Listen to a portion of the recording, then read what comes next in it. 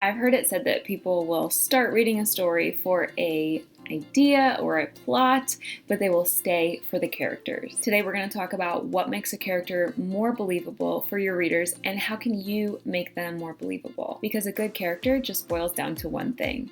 They need to feel real. I actually filmed this video once already and then I scrapped everything because I was like, there are a lot of great videos out there on technique, and we will talk about technique. I have 3 big tips for how I personally make my characters believable and real, but I want to first talk about a couple hard truths first. Because the last video I did and the conversations I had with you guys really opened my eyes to how easy it is for us writers to compare our process to someone else's and to not see the behind the scenes, to kind of see their highlight reel and not realize all the work that goes into it, because if it's done well, it looks easy, right? So I just want to talk about a couple truths that I have experienced when it comes to creating believable characters, and sometimes you might too. I'm not going to spend a ton of time on them, and the goal here is not education, but it's really just to commiserate with you guys and let you know that you're not alone.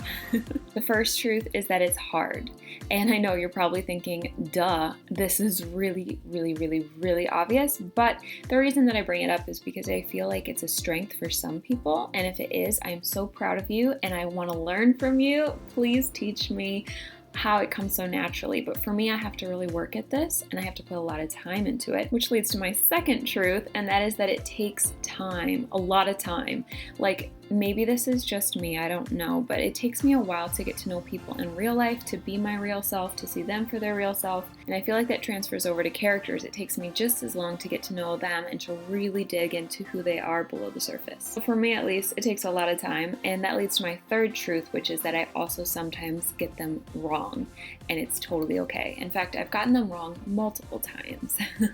From what I see, I don't think I'm alone in this. I've heard other writers also say they have to majorly rewrite a character, and I think that it's normal to mess them up and to not quite get them right the first couple drafts even. It's okay to get them wrong. You can go back and redo them as many times as you want. It's not set in stone. For example, when I wrote Evelyn's Number, I knew that I didn't want an MC who, always knew what to do and was super confident and just had everything figured out the way that some main characters do. I didn't want Evelyn to be that at all, because her character arc is that she is not really the lead in her own life at first, and she doesn't have control. And so I wrote her very weak and whiny and just too passive, let's just say that. And so I had to struggle and get to know her over many drafts and figure out how she could still be a lead character that someone could look up to. I had to figure out a way to make her driven and motivated and still wanting to change her life and take some sort of action, because the main character kind of needs to do that, but also still keep some of the other characteristics. So anyway, it took me a very long time to get to know her and to find that perfect balance. And it definitely wasn't right the first few drafts. I just wanted to get those truths out of the way so that now when we talk technique, you're gonna feel okay if it takes you a little bit longer than expected, if it turns out to be super, super hard, or if it turns out that you get them wrong sometimes. All of those things are normal. Okay, let's talk technique. My first tip for creating believable characters is something that I picked up outside of the writing world, actually, and it's something that I've heard in a lot of marketing videos and from different people that I've been listening to and learning from, and that is something called reverse engineering. Basically, it just means knowing your end goal and the results that you want and then working your way backwards from that end goal. Okay, for a really cheesy example, let's say that I want ice cream tonight and that is my end goal or result. And I know that we don't have any, so the first step, if I'm working my way backwards, is to realize that I need to go to the store. And if I know that I need to go to the store, then I also know that I need to make time to go to the store. And if I know that I need to make time, I need to pick a time. And so, voila, I've reverse engineered how I'm going to get ice cream tonight. That's my first step. Pick a time to go to the store. Yes, I know the example is ridiculous, but I'm just pulling from real life experience here. Let's take it and apply it to something a little more complicated, such as reverse engineering how to make your characters feel real. And real people have flaws, both in the way that they look and the way that they act and the way that they think. Real people also have strengths, even if they don't think it's a strength or if it isn't immediately obvious. They always have some skills and talents that make them better at things than other people. Real people also have visions or dreams or goals for their life, whether they keep them a secret or whether they tell everyone, or even maybe dreams that they've given up on completely. Real people also obviously all look different, and those differences really stand out in the details. And real people all have their own perspective on the world that is completely unique to them and that is shaped by their history and the people who have influenced them. So reverse engineering is just really working your way backwards and figuring out what makes a character feel real to you. And maybe you can do that by reading some of your favorite books and trying to figure out what makes those characters feel real. Or you can do one of these next tips. My second tip is to use Pinterest. And I realize now that a lot of authors actually do this. I've heard a lot of authors who talk about this, but back when I was writing Evelyn's Number, I was totally oblivious. I thought I'd come up with this really revolutionary idea, and so maybe some of you feel that way. There's just something about finding a photo that perfectly fits your character that makes them feel so much more real to you. And I think this just has to do with how it will show you details that your brain just didn't even consider, like if they have a freckle in a weird place, or their ears are shaped really strange, or what their eyebrows look like details that most of us don't sit down and think on past hair color, eye color, skin color, and that kind of stuff. I still remember when I found a picture of Evelyn on Pinterest back when I was still trying to get to know her and figure her out, and I just saw that she had this shy, vulnerable, innocent look that just opened up my mind to who she was, and she felt so much more real to me. So the Pinterest hack is obviously fun for figuring out how to describe your world and your characters and other things in the world,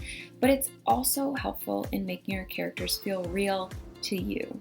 And that's the goal right now.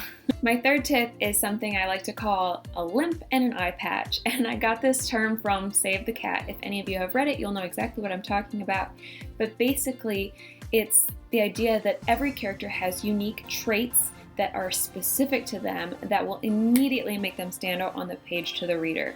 And it obviously doesn't have to be an actual limp or an actual eye patch. It's going to probably be something a little more natural. But for example, one of my favorite characters in Evelyn's Number, Olive, has this way of constantly speaking in run-on sentences and with a lot of exclamation points. It's weird. I don't know where that came from.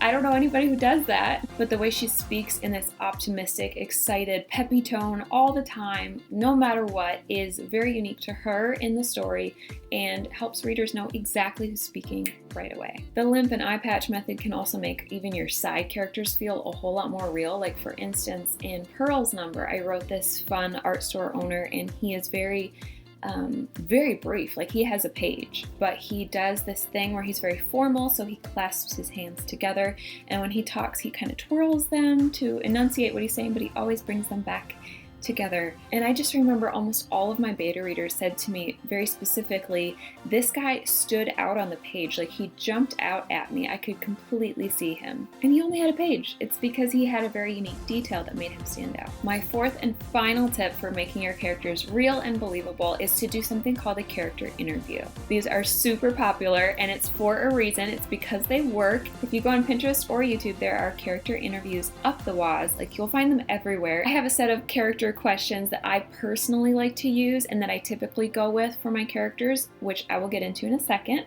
But I just want to say really quick here that my biggest tip is don't force it. Like some questions just won't work for certain characters, and you don't need to be really type A about it and make them answer. Like sometimes what's your favorite color is just not gonna apply. Like it's really not relevant to the story, and it really doesn't matter what that character thinks. So the idea is to get to know your character. So if you're finding that a certain character questionnaire, maybe even your own, isn't working for you, I always suggest go and try another. Pick and choose your questions. Just keep going until you find ones that work for that character. I did a ton of research a long time ago on all the different character interview questions that are out there, and I kind of compiled my own list of questions and made my own character interview. I just recently went in and made it pretty for you guys so that you could have a copy if you want.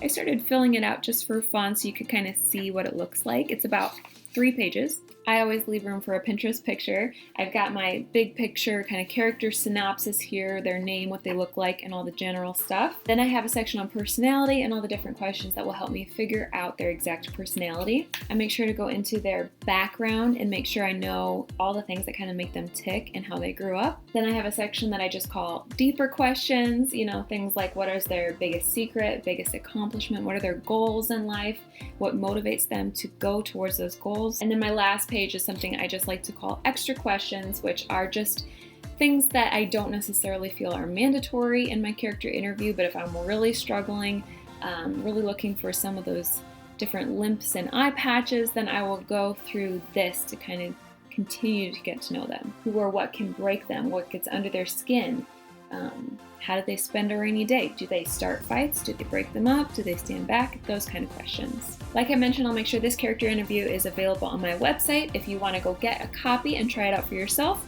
just use the link below. I'm also going to put a link to a couple other author tubers who did an amazing job on character interviews, and they have way more questions than mine. They're way more in-depth, and I really think that you guys should take a look at theirs as well as you compile your own character interview and make it personal for you. I'm going to put the links to those below for Jenna and Kim Chance, and go watch all the different questions that they ask to get to know their characters. All the links are below. If you decide to download my character template, it'll ask you to join my monthly newsletter, and that will give you access to a bunch of other free goodies, such as my pros and cons list for self-publishing versus traditional, my puppy writer memes, and so many more. Thank you guys for watching. Make sure to give this video a thumbs up to support my channel, subscribe if you're new, and definitely make sure to ring that bell so that you'll be notified when the next video comes out. I'll talk to you guys again soon. Bye!